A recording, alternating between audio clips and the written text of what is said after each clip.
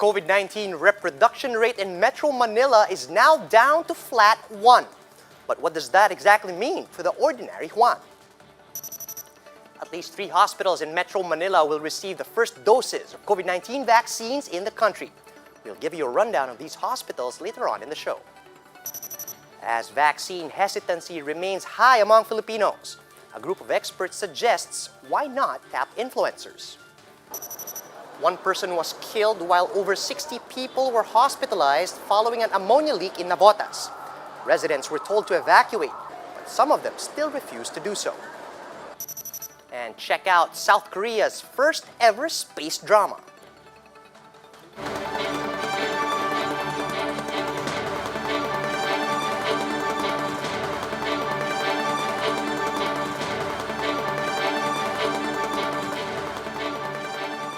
Fast, focused, and fearless. Here's everything you need to know as you jumpstart your day. I'm Charles Lejano.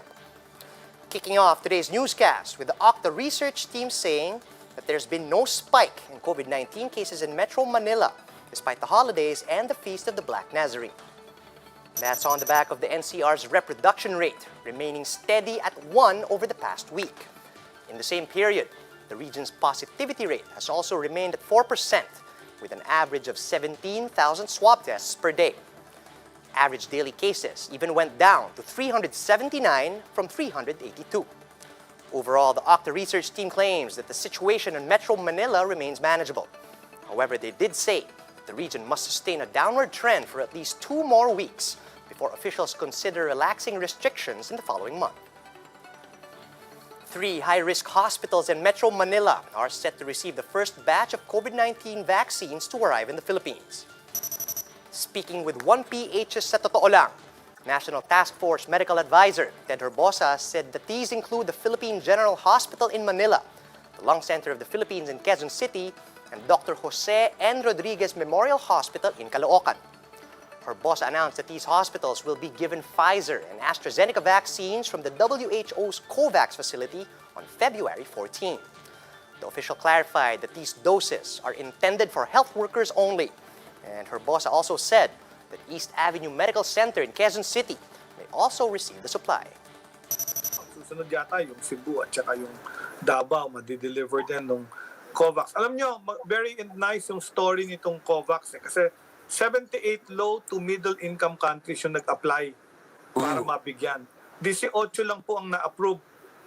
Isa tayo po sa 18.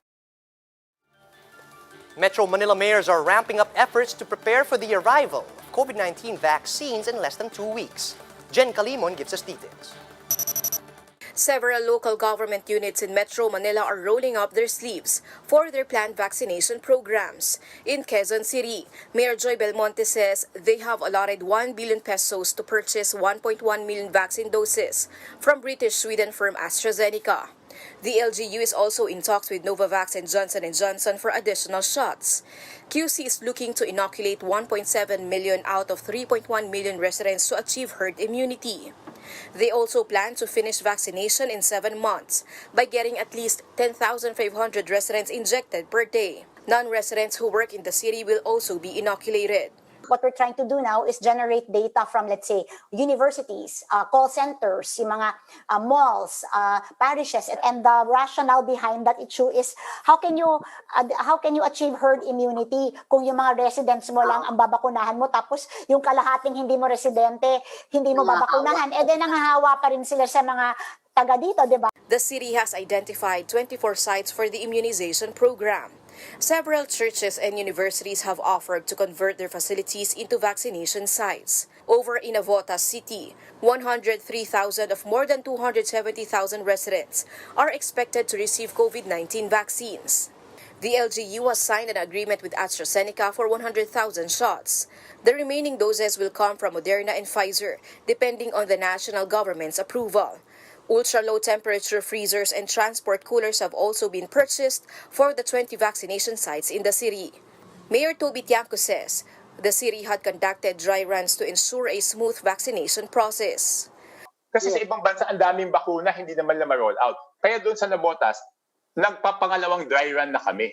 Kasi yung practice kung papaano malilesen yung mga mistakes. Meanwhile, both mayors have not received word from AstraZeneca regarding problems with supply. This after President Duterte accused the European Union of holding up vaccines to other countries. They also clarified that LGUs have the national government's blessing to procure their own vaccines. We are not in a strong position to bargain. Ibig sabihin, kung ano lang yung maging available dyan, kailangan na natin bilhin kaagad. Kasi hindi lang naman tayo ang nangangailangan. At tingnan natin yung sitwasyon, nag-aagawan po talaga lahat. They are also asking for cooperation from their respective residents in carrying out their immunization programs, as they cannot afford another severe lockdown. Reporting for News 5, Jen Calimon, We Are One News. An infectious disease expert suggests that influencers could be tapped to help curb vaccine hesitancy. In an interview on One News' The Chiefs, Father Nick Austriaco of the UST COVAX Vaccine Awareness Team said celebrities and social media personalities can be added to the list of so-called role models who can boost vaccine confidence among the public, especially young people. This in addition to other priority individuals, such as President Duterte and other key officials who are also encouraged to receive the COVID-19 shot in public. Austriaco warned, though, that only a few and carefully chosen young influencers should be tapped for the vaccination campaign. Now, the concern here, and this came up in my conversation with them, is that many of these influencers are young. So the danger we do not want to convey to the people is that if you are an influencer, you get to the front of the line. Meanwhile, National Task Force Advisor Dr. Ted Herbosa said President Duterte is a VVIP, or very, very important person in the priority list for inoculation because of both his age and position. However, Herbosa said that the president should not be forced to take the vaccine in public. He deserves to be vaccinated, but whether he wants to do that in public or not, that is his personal preference, and we cannot force him. Kung gusto niya, private yung pagbabakuna sa kanya. COVID-19 testing has just become more accessible, with drive-through saliva tests now available not just in PRC's labs, but also in some malls in Metro Manila. Jenny Dawn with the story. It's just 9 in the morning, but cars already lined up outside this mall in Mandaluyong. They're not after sales. Instead, they're on queue for COVID-19 testing via the Philippine Red Cross drive-through saliva testing. Romel Cinco, a company driver, had his saliva test done within 5 minutes. Mas madali ito. Sabi nila sa swab test na medyo masakit, pero ito okay lang. Booking is done through the website book.redcross1158.com. Those with confirmed schedule will be given a vial and a 1 milliliter barcoded specimen container. This is where the saliva will be deposited. Collection only takes 5 to 10 minutes. Results will be sent through text or email within 4 hours. What's more, it only cost 2,000 pesos. Philippine Red Cross Chairman and Senator Richard Gordon says the price may even be cut by half. Kung marami magpapatest, gusto ko ibaba ang testing natin ito hanggang 1,000 kung kakayanin para halos linggo-linggo pwede magpatest ang tao. On Tuesday, the PRC signed a partnership with SM Supermalls to open drive-through saliva collection sites. These testing centers at SM Malls in Mandaluyong and Pasay will be open from 9 a.m. to 5 p.m. daily. Gordon claims the test is considered by the World Health Organization as the gold standard in COVID-19 testing. It has a 98.11% accuracy rate. Gordon now pushes for PhilHealth to include saliva testing in members' benefits since it is cheaper. Dapat masiya, maglulundag para mga unggoy, yung mga naandyan sa PhilHealth, dahil mura na ang test. Imbis na 3,400 ang babayaran nila, 2,000 na lang. But it clarifies employers and travel destinations should be first consulted before availing the test. Especially po yung mga agencies, yung mga OFW natin, ma'am, prepared pa rin na yung swab test kasi sila pa rin yung tinatanggap po sa ibang bansa na collection pa rin. Yung saliva kasi pang local pa rin po. Wala pa po. Depende pa po yun sa lugar kung saan po kayo pupunta. Sa airlines.